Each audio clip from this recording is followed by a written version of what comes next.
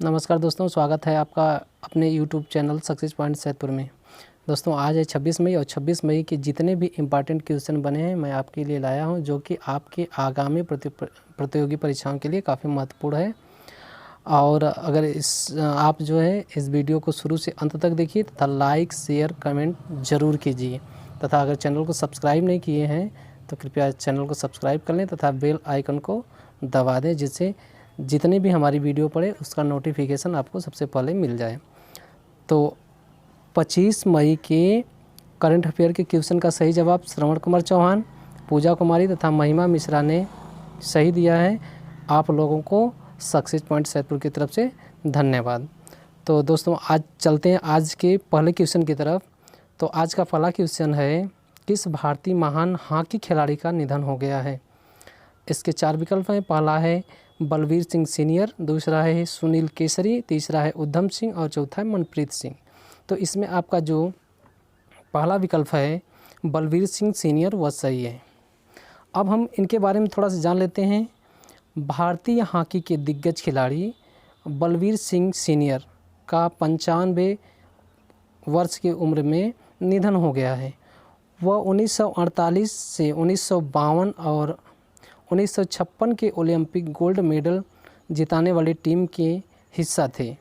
1997 में उन्हें पद्मश्री से सम्मानित किया गया था। यह सम्मान पाने वाले वह पहले हॉकी के खिलाड़ी हैं। अगला प्रश्न है, टिक टॉक कंपनी का नया CEO किसे चुना गया है? जैसा कि आप लोग जानते हैं टिक टॉक कंपनी काफ़ी मशहूर कंपनी इस समय है यूट्यूब के बाद। तो इसका नया CEO किसी को नियुक्त किया है। तो इसमें 4 विकल्प हैं। पहला है डेनियल वेली और दूसरा है केविन पीटरसन और तीसरा है केविन मेयर और चौथा है एडविना बोन।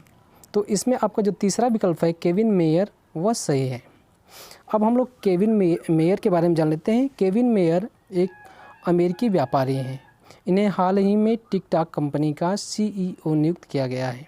इससे पहले ये डिज्नी स्ट्रीमिंग के अध्यक्ष थे तथा CEO के पद पर के साथ साथ ये विश्ववाइड ड्रास के भी CEO पद को संभालेंगे। आज का अगला प्रश्न है, किस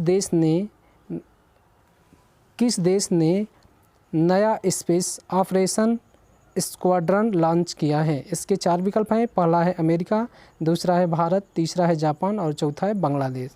तो इसमें आपका जो थर्ड विकल्प है जापान वह सही है।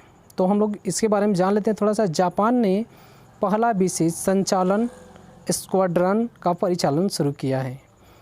इसमें रात्रि के समय निचले हिस्से पर विमान उड़ाने का प्रशिक्षण दिया जाएगा। दोस्तों अगर इस चैनल को सब्सक्राइब नहीं किए हैं तो कृपया सब्सक्राइब कर लें तथा वीडियो को अंत तक ज़रूर देखें, क्योंकि जो प्रश्न हैं वो काफ़ी महत्वपूर्ण हैं आगामी प्रतियोगी परीक्षाओं के लिए। तो आपका अगला प्रश्न है, किसने आरामदायक फेस मास्क विकसित किया है? इस प्रश्न के 4 विकल्प हैं। पहला WHO, दूसरा CENS और तीसरा है DRDO और चौथा है स्वास्थ्य मंत्रालय। तो इसमें आपका जो दूसरा विकल्प है CENS वह सही है। तो इसके बारे में हम लोग जान लेते हैं।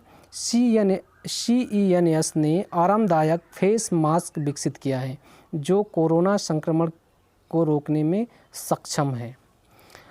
आज का अगला प्रश्न है, ऑस्ट्रेलिया के प्रसिद्ध व्यक्ति एशले कूपर का निधन हो गया है। वे कौन थे? इसके 4 विकल्प हैं। पहला क्रिकेट खिलाड़ी, दूसरा टेनिस खिलाड़ी, तीसरा हॉकी खिलाड़ी और चौथा अभिनेता। तो इसमें आपका जो दूसरा विकल्प है टेनिस खिलाड़ी वह सही है। तो ऑस्ट्रेलिया के प्रसिद्ध पूर्व टेनिस खिलाड़ी ग्रैंड स्लैम टूर्नामेंट में 4 बार एकल और 4 बार युगल खिताब जीतने वाले एशले कूपर का निधन हो गया है।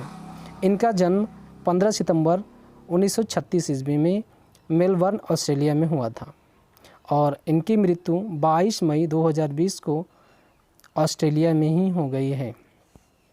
आज का अगला प्रश्न है, किस देश ने ओपन स्काई संधि से बाहर होने की घोषणा की है? इसके 4 विकल्प हैं।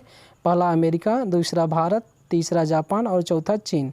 तो इसमें आपका जो पहला विकल्प अमेरिका है वह सही है। तो हम लोग ओपन स्काई संधि के बारे में जान लेते हैं। ओपन स्काई संधि का प्रस्ताव अमेरिका ने सबसे पहले 1955 ईस्वी में रखा, जो 2002 में अमल में लाया गया, जिसका मुख्य उद्देश्य सदस्य देशों को एक दूसरे के वायु क्षेत्र में निगरानी तथा उड़ानों की अनुमति प्रदान करना है। अमेरिका ने इस ओपन स्काई संधि से अलग होने की घोषणा की है। आज का अगला प्रश्न है, विश्व की सबसे अधिक वेतन पाने वाली महिला एथलीट कौन बनी?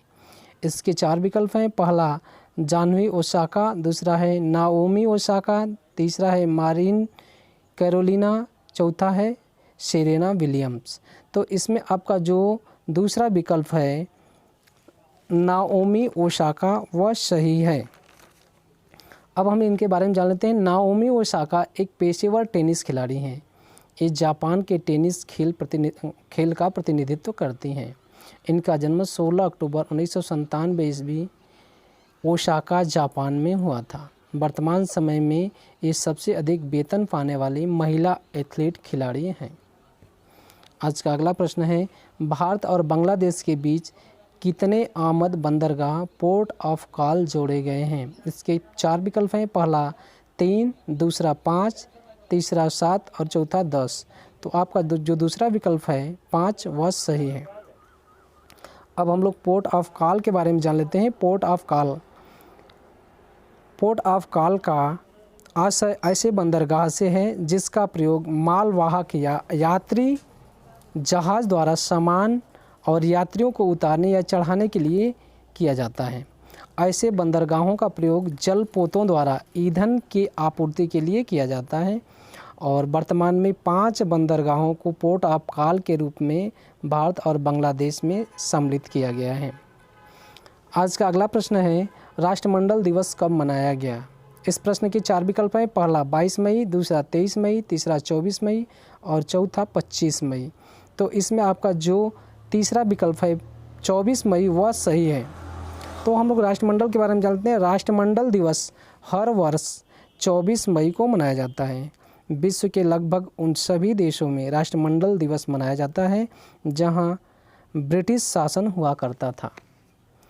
राष्ट्रमंडल दिवस रानी विक्टोरिया के जन्म दिवस पर मनाया जाता है और रानी विक्टोरिया का जन्म 24 मई 1819 ईस्वी में हुआ था।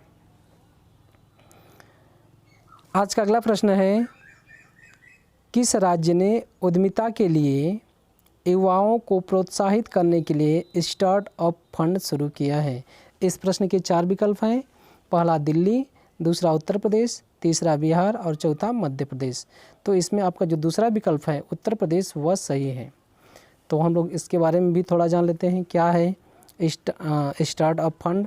तो उत्तर प्रदेश के मुख्यमंत्री योगी आदित्यनाथ ने युवाओं को रोजगार उपलब्ध कराने के लिए स्टार्टअप फंड शुरू किया है। इस फंड के लिए इन्होंने भारतीय लघु उद्योग विकास बैंक को फिलहाल 15 करोड़ की पहली किस्त दे दी है। इस प्रकार से आज का हमारा करंट अफेयर का जो क्वेश्चन था वो समाप्त हुआ। और जैसा कि आप लोग जानते हैं कि इसके अंत में एक प्रश्न पूछा जाता है जिसका उत्तर आपको कमेंट के माध्यम से देना है। तो आज का प्रश्न है, राष्ट्रमंडल दिवस किसके जन्मदिन के उपलक्ष्य में मनाया जाता है? प्रश्न एक बार फिर से दोहरा दे रहे हैं, राष्ट्रमंडल दिवस किसके जन्मदिन के उपलक्ष्य में मनाया जाता है? इस प्रश्न का उत्तर कमेंट के माध्यम से दे सकते हैं। और दोस्तों, अगर चैनल को सब्सक्राइब नहीं किए हैं तो कृपया सब्सक्राइब कर लें और वीडियो को लाइक शेयर कमेंट ज़रूर कीजिए। धन्यवाद।